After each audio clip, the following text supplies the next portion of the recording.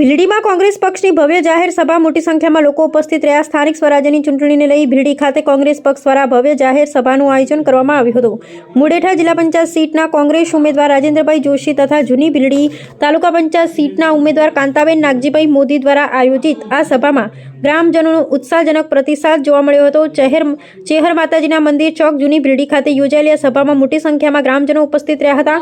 કાર્યક્રમ દરમિયાન ગ્રામજનો દ્વારા ઉમેદવારોનું શાલ ઓઢાડી ભવ્ય સ્વાગત અને સન્માન કરવામાં આવ્યું હતું, જે કોંગ્રેસ પક્ષ પ્રત્યે વધતા વિશ્વાસ અને સમર્થનનો સ્પષ્ટ સંકેત માનવામાં આવે છે। સભામાં વિસ્તારના તમામ સમાજના વડીલો, યુવાનો, મહિલાઓ અને બહેનો ઉત્સાહપૂર્વક જોડાયા હતા। ઉમેદવારો દ્વારા વિસ્તારના વિકાસ, મૂળભૂત સુવિધાઓ અને જનહિતના પ્રશ્નો અંગે પોતાના વિચારો રજૂ કરવામાં આવ્યા હતા।